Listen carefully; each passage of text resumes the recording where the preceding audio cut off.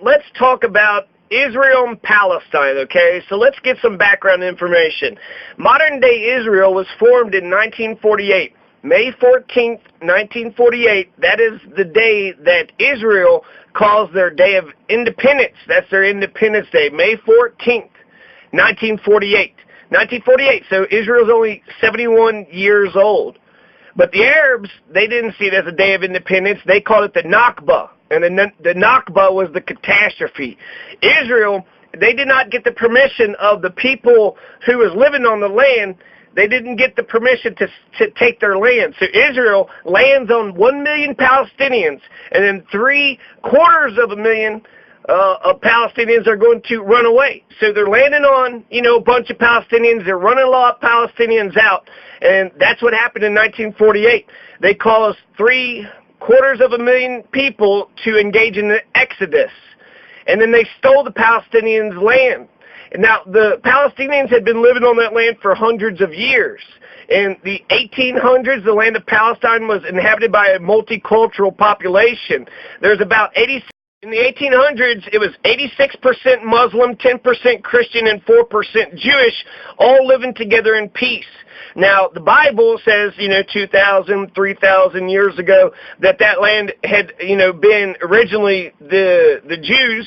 And so, therefore, the Zionists, because 1948, this is 3 years after World War II, 1941 and 1945. That's actually the U.S. engagement. There's 39. But anyways, 1948 is 3 years after World War II ends. So the Jewish population had been persecuted. 6 million people had died under the Third Reich. And so because of the genocide of the Jewish population by Hitler, and really because of, the Jews have been getting shitted on by lots of nations for many years, the Zionists come up with the idea, let's create a Jewish theocratic nation state in Palestine. Let's create a Jewish state so that way the Jewish population has some safe place to go, a sanctuary, a safe haven for the Jewish people to go to. That's the Zionist. Albert Einstein was a Zionist, and Albert Einstein, though, he said the most important political task of Zionism is to establish healthy relations with the Arabs.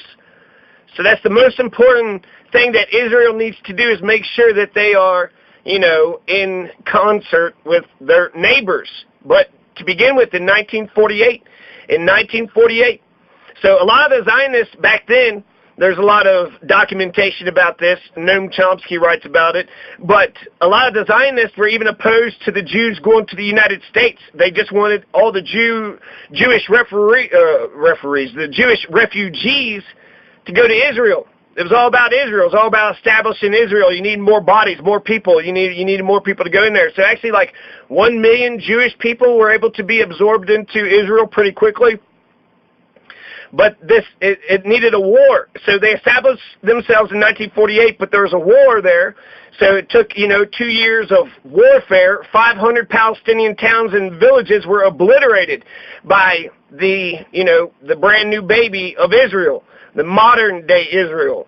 So a new map was drawn up in which every city, river, and hillock received a brand new Hebrew name. And so they're going to erase all the Palestinian culture. Erase it all. Every bit of it. Just like the Pequot, right? Make sure the Pequot were never even heard of.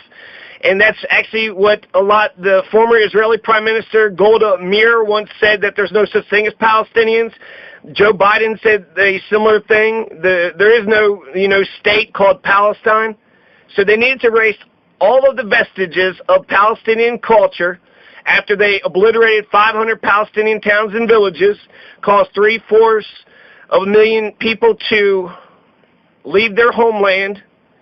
And so they didn't ask the permission of the people that was there. So that's the problem, is you got two groups of people. You got the indigenous population, and then you have the refugees, the immigrants, and their descendants.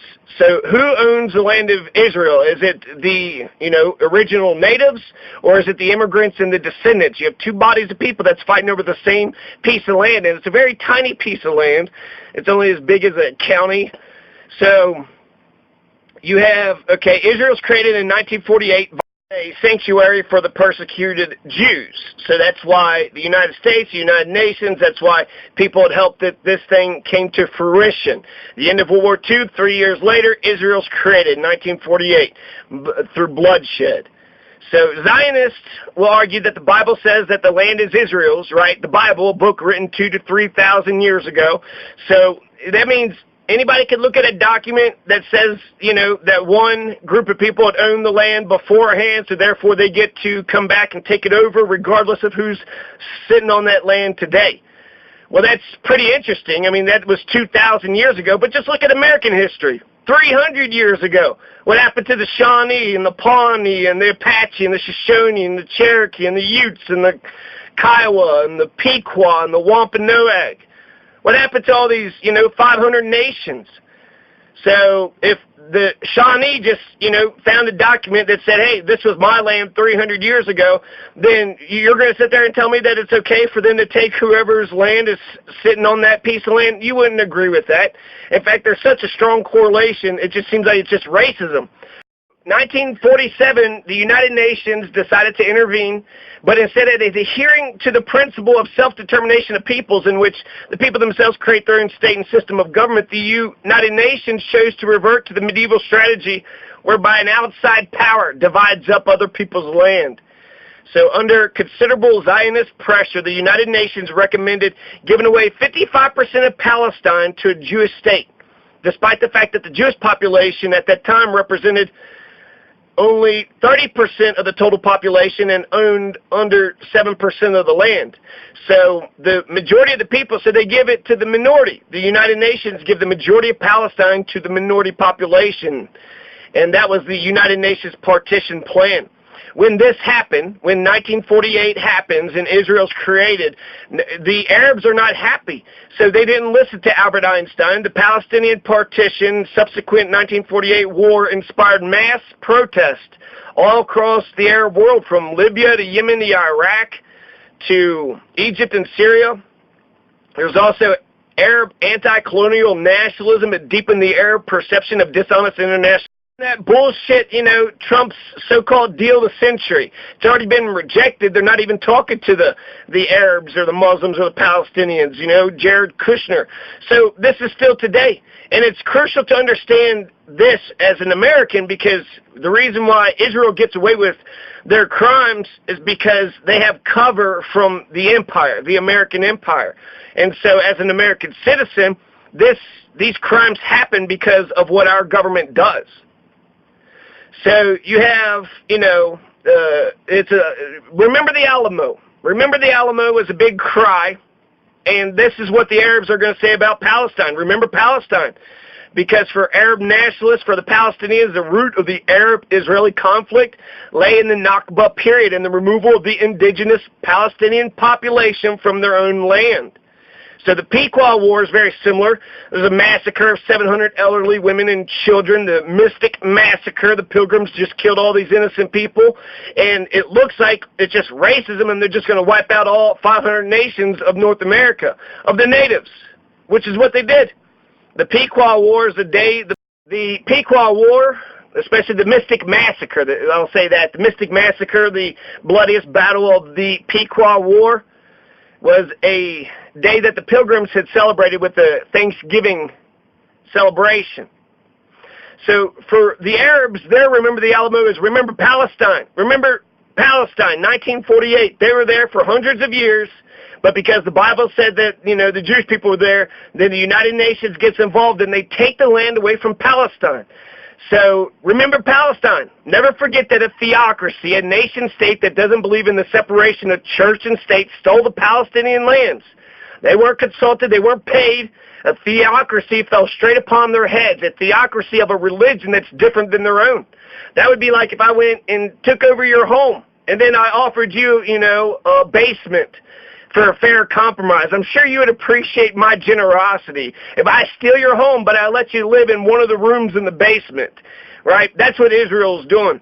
That's what Israel's been doing since 1948. They didn't listen to Albert Einstein. They did not make sure that the Arabs and their neighbors were happy with them. They were going to just So this stems from a conversation. I was talking to an Israeli apologist, and they had claimed, I wasn't trying to debate, but they had claimed just such an outrageous claim that it still kind of bothers me, so I want to talk about it. That's the whole point for this video.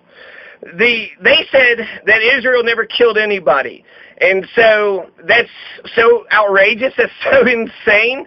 And then they said that I was a liar for suggesting that Israel ever killed anybody. Later on, they're going to say, that they don't care about Muslims, and then they're racist by, speaking the N-word.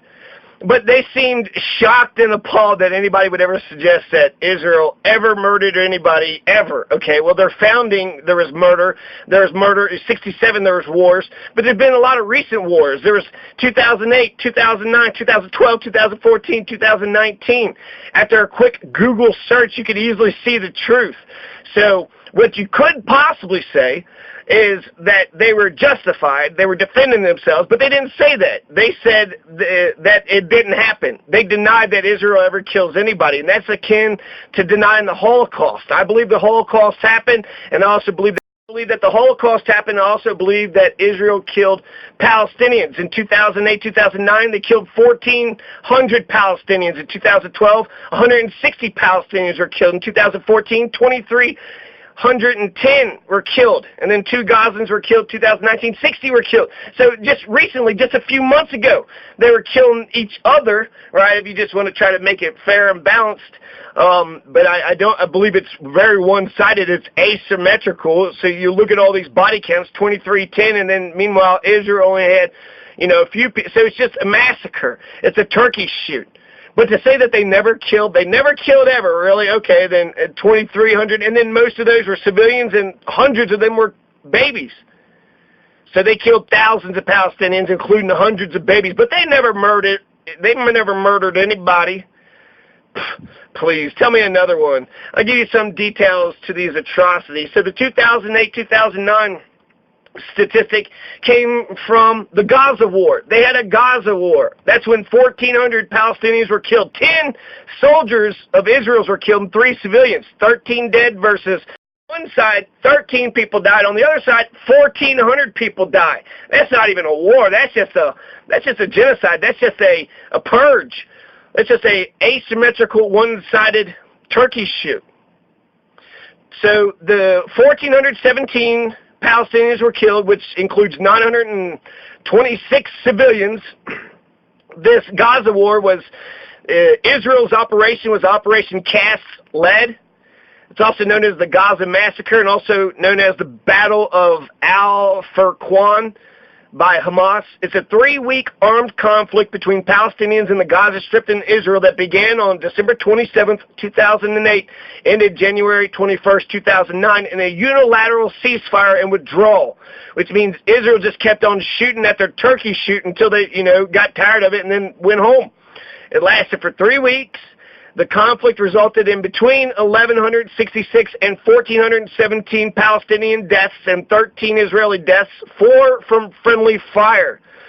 So 9 of the Israeli deaths, might have been from the Palestinians, but 4 from friendly. So the Israeli people, even on the United Nations Human Rights Council on September 21st, 2012, concluded that 75% of the civilian homes that were destroyed in the 2008-2009 Gaza war were not rebuilt. So they destroyed lots of property, lots of housing. They killed 1,400 people. 900 of them were civilians. They killed 4 Israel. They even killed themselves, right? They shot 4 Israeli people. So either the civilians or the soldiers. So even though Israel had a small body count, 4 of them out of the 13 were because they did it. Now, November 14th, 2012, you got Operation Pillar of Cloud. 2 Israeli soldiers were killed. 55 Palestinian militants were killed and 105 civilians were killed. That's 2012. 2014, that's July 8th. The other one was November 14th, 2012. July 8th, 2014, Israel launches a military weapon called Operation Strong Cliff, a.k.a. Operation Protective Edge, a.k.a. Brothers Keeper, Operation Brothers Keeper, a.k.a. the Gaza War of 2014. This is a 7-week war, and you're going to have 67 soldiers and 6 civilians killed on the Israeli side. So it was The Palestinians, 2,310 Palestinians were killed. 70% of those were civilians, including hundreds of children. So hundreds of children, thousands of Palestinians were killed, but they never killed anybody, right? They never killed anybody. What do you mean? What? Israel killed somebody? No, they never done that. That's never happened. 3,374 children were wounded. Over 1,000 kids were left permanently disabled. 500 children were killed. 500 kids. Hey, pro-lifers, what did those kids do to you? Yeah, you love life so much, don't you, you warmongering pieces of shit? You love life so much. That's why you're for health care. Life is, health is life. Yeah, right. You're also, in favor of the death penalty? You're so fucking pro-life, aren't you? Bullshit. You're not pro-life. What did those 500 kids in Palestine do in 2014, America? What did they do to you, America? You allowed that shit to happen. Our government gives, because we're an empire and we got the Security Council veto, when the entire world condemns Israel for their terrorism or for their warmonger, or for them, just killing a bunch of Palestinians, the American government vetoes that decision. And distinctly remember 2014, because I'm going crazy. I can't even believe that, in this nation that we believe we're Christians, so we believe we're good people, and yet, 500 kids are getting killed, and the Palestinians laid all the children side by side to one another, so you just had a long string of dead corpses, little baby corpses. And then they put a big banner a big banner of all the names of all the people that had died, including the children. I remember that. I couldn't believe I live in a nation that doesn't give a shit about the mass murder of children, especially when, the government of our country is partially responsible. We give $4 billion to Israel. People also bitch about, foreign aid. Yeah, we give $4 billion to Israel. They got universal health care, so we're paying for their health care. People people pretend they give a shit about others, but they don't. So, I remember 2014 because I felt utterly alone, absolutely alone in my opposition. People are probably like, what the hell is going on, with Johnny Boy over there? What's Johnny Boy? Second week of the Great March of Return, 4/12/18, over 30 were killed by Israeli sharpshooters, over 30 mostly unarmed Palestinians on April 12, 2018. This is the second week of the Great March of Return. Another flare-up had happened May 3rd, 2019. 2 Israelis and 2 Gazans were killed. May 3rd, 2019, this is July, so May, June, July, 2 months ago. 2 months ago, it's 2 and 2 on that one day, but then later on, you're going to have a May 14th, 2019, 60 mostly unarmed Palestinians were killed by Israeli sharpshooters, and 0 Israelis. So even though on May 3rd it's 2 and 2, on May 14th it's 60 Palestinians dead, 0 Israelis.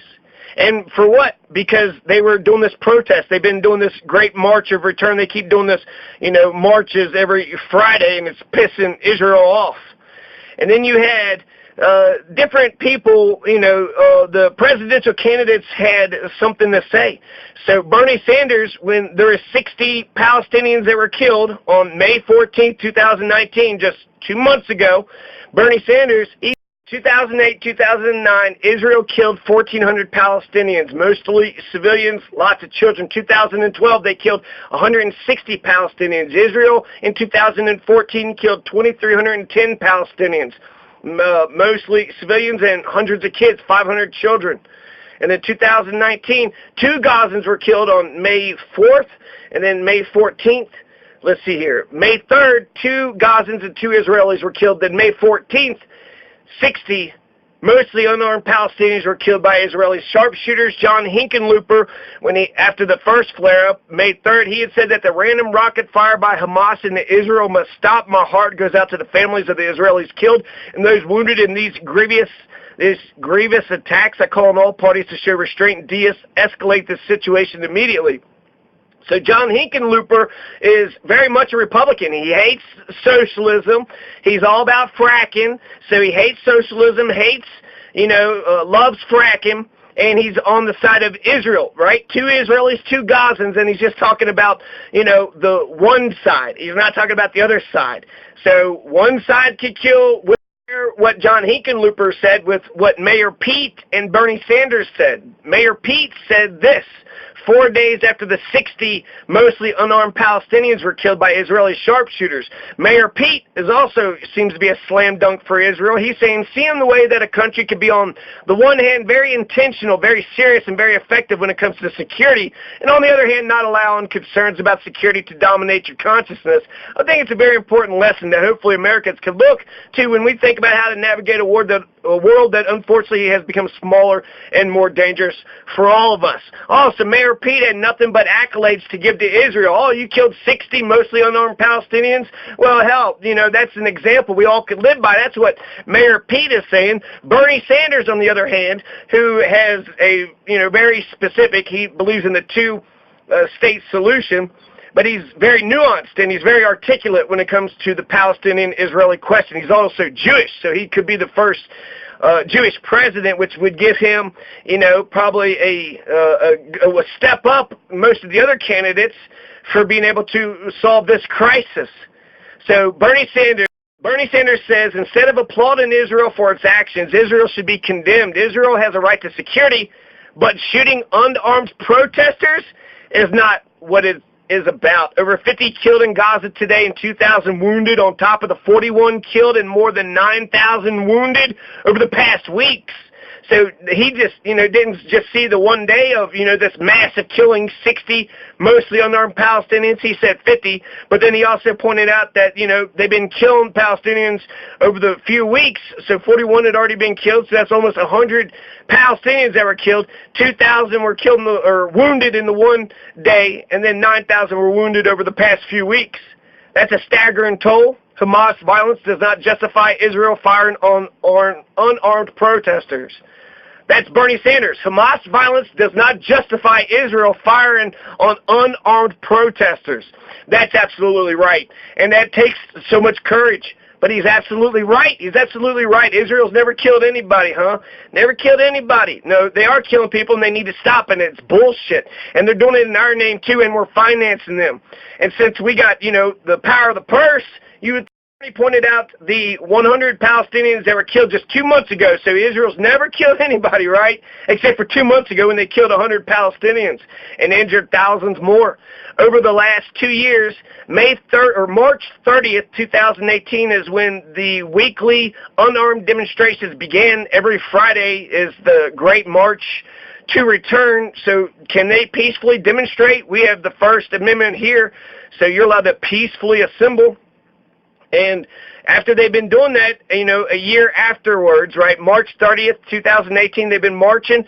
Israeli forces had killed over 271 demonstrators and injured 29,000 Gazans, 6,000 of them children. Oh, yeah, Israel never does anything to anybody, right? I bet America doesn't ever do anything to anybody either. So just some of the demographics, 53% of Palestinians live in poverty.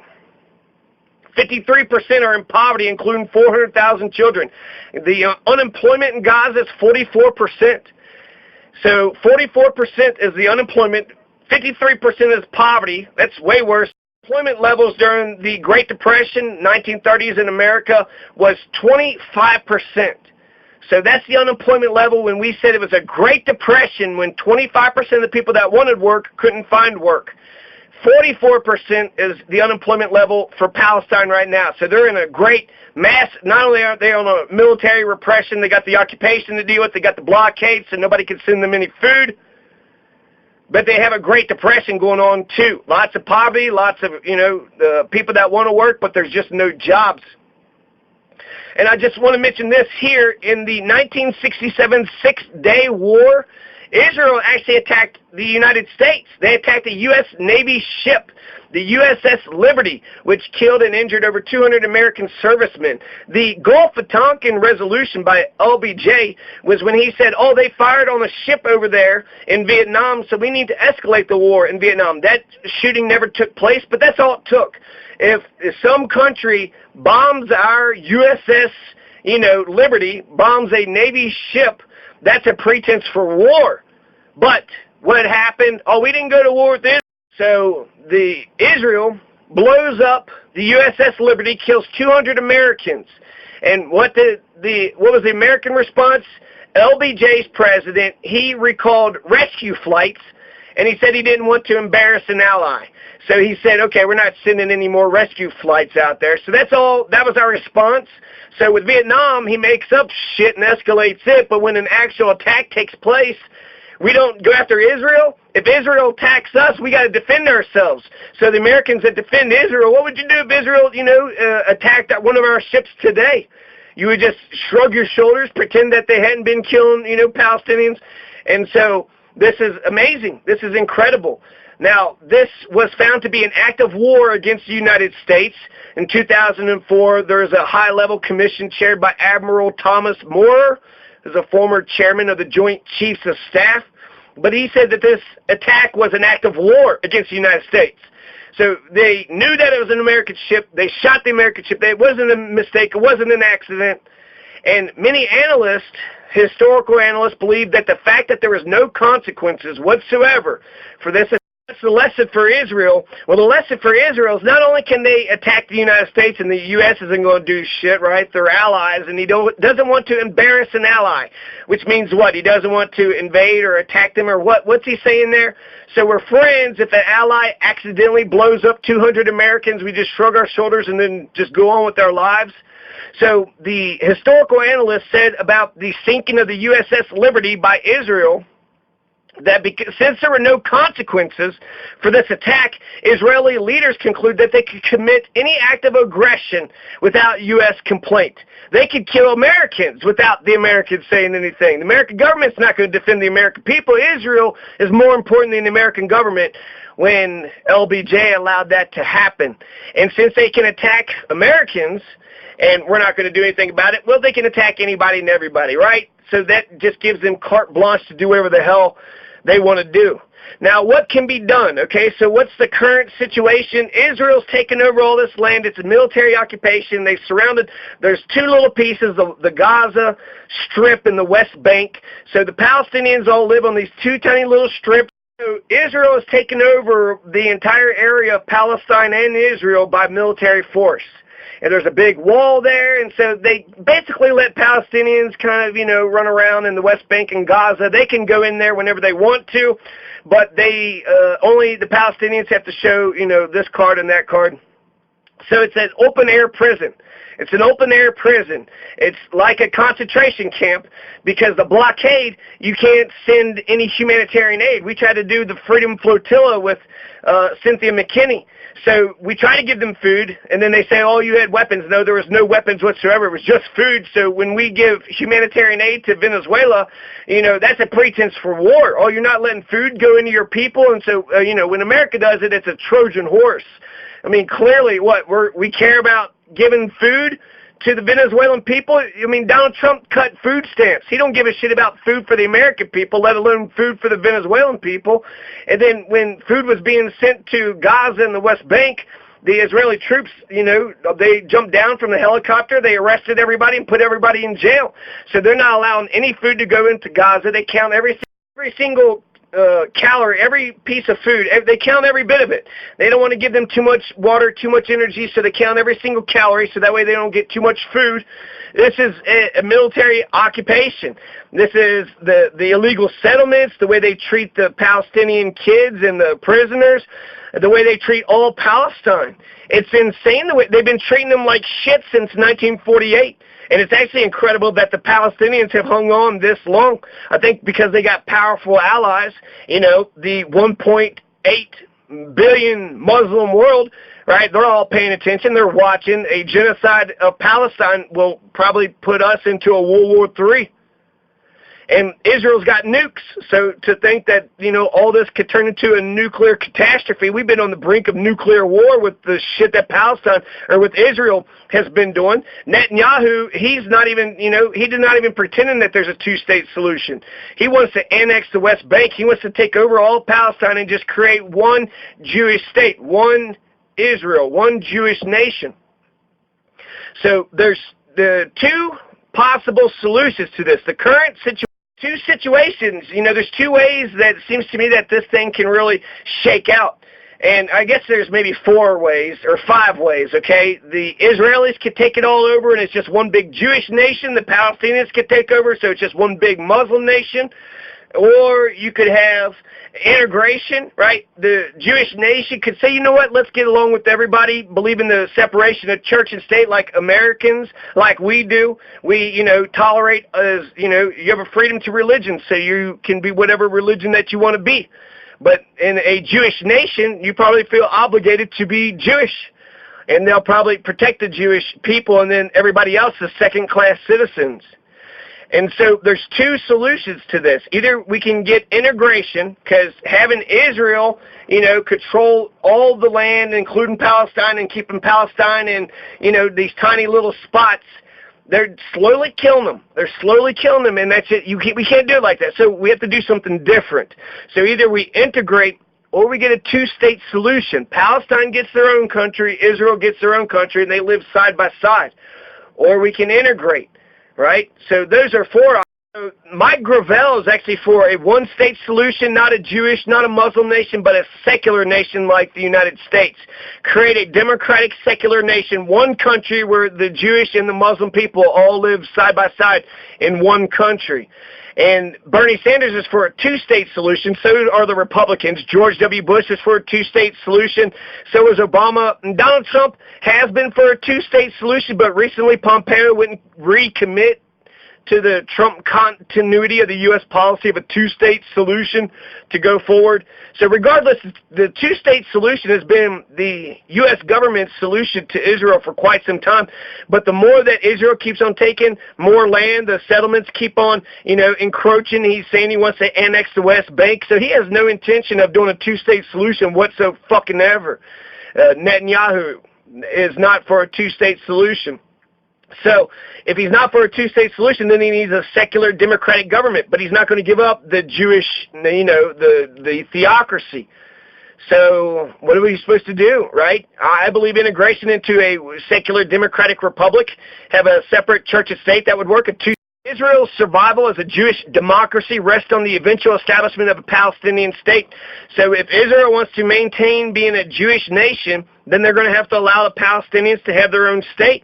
So either we get a 2-state solution or we get integration. Those are the 2, having one, if the Jewish nation takes over the Muslims or the Muslims take over the Jewish nation, I think that's world war, right? So neither one of those are tenable solutions, just a 2-state solution or integration into one secular democratic republic. Now, if Israel doesn't allow the Palestinians to be established, they're just going to take over, all of the West Bank and Gaza. They're going to have to absorb all the Arabs living in between the Mediterranean and the Jordan River and give up its Jewish character or deprive them of equal rights and give up its democratic function. So either you're going to be Jewish or you're going to be democratic. So it seems like, some of the situations, some of the problems is they want to maintain their theocracy. They want to maintain this being a Jewish nation, and they want to, discriminate against anybody who's not Jewish, so therefore they're not democratic. I like both of those solutions. I think both of those solutions, having a secular democratic state, one state where, you have the religious tolerance, or having a Jewish nation right next to the Palestinian nation, or a state, right? Palestine and Israel living side by side. I think that since we have so much influence when it comes to Israel, a U.S. invasion would be a good idea to force both sides to act accordingly. So having our U.S. embassy in Jerusalem is a good idea because we can take over Palestine and Israel and just force them to act right. We want a 2-state solution. That's what the Republicans have wanted. That's what the United States government policy has been for quite some time. The best solution is a singular secular democratic state. And so that would be the solution, I think, that would need to be imposed upon them both. So either get a 2-state solution or integrate, but make the choice, and make the choice now. And make sure they both act right while, this transition is going into place, or when this transition is happening. So ultimately, fuck theocracies. I just can't. If a nation votes themselves to be a theocracy, just fuck religion, fuck theocracies to sit there and just, form an entire nation state. This is a Buddhist nation. We're a Buddhist country, so everybody that, goes in there, we got turned Buddhist. Or we humans ought to organize ourselves based upon our common humanities. We all need food, water, clothing. We need to take care of our kids, some school and some jobs. This is all consistent with everybody, but you say, okay, now we all have to be Buddhist, all right? Food, water, and clothing for everybody, and you got to be a Buddhist. So theocracy, religion, religion don't move me. The indigenous Arab population rejected the idea that Israel could steal the Palestinian land in 1948. The West accepted it as natural. Of course, it's okay for the Palestinians to give up their land and their, bodies and their right to live there to help compensate for the crimes committed by Europeans against the Jews. Isn't that crazy? The Europeans are the ones that are massacring the Jews, and so the Jewish population, the Europeans, United Nations, take it out on Palestine. Why wouldn't you just take Bavaria? Take a piece of Germany and turn that into more sense. If you took Bavaria and turned it into a Jewish state, that was the population of the people that was actually, genociding the Jews. And if it's, the Europeans are the ones that's doing it, why would you punish Palestine? The Europeans should pay for it. Or they could go to the United States, right? So you could go into Montana, Massachusetts, New York. It's just a tiny little county. It's just a tiny little spot, Israel is. So if we're not going to take Bavaria and turn that into a Jewish nation, if we're not going to, get some Jew county or some Jew town, there's Chinatown, Germantown. So to think that there couldn't have been a Jew town here anyways, a lot of people, say New York is, there's a lot of Jewish people in New York. But why didn't that happen? We're going to force the Palestinians to pay for what the Europeans did, and we're not going to make the Europeans pay. And, if we want to give them a safe homeland, right, private property, just pay for land that nobody was occupying. So Bavaria, right, you could have done this in Germany. You could have done this in the United States.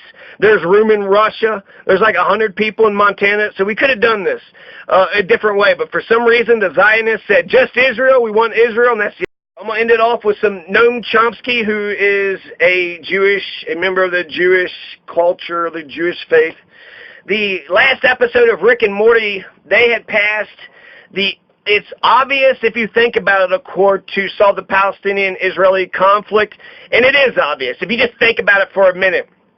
If you had the Shawnee right today, America, this is easy because Americans, the ancestors, wiped out the Native Americans. So if the Native Americans want to return like the Israeli Jews are wanting to return, then you're saying that's A-okay. That's totally acceptable. That's totally fine, right? 2,000 years ago, Israel was the Jews. 300 years ago, this land was the Shawnee. They're allowed to come in and just, take your house and let you live in the basement. They'll give you a room in the basement, and then that's the Israeli Palestinian situation. You got two national groups.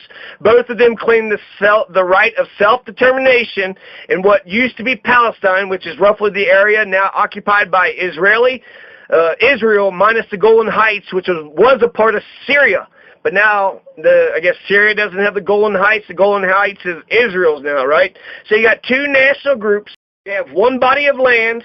The natives say this is our land, and then the immigrants and the descendants say that it's their land. They're both fighting over the same chunk of land. And, Jerusalem, they want Jerusalem to be the capital for, both of their nations. So who's going to win? What are we going to do, right? You got the indigenous population, the ones that are, who's left at least.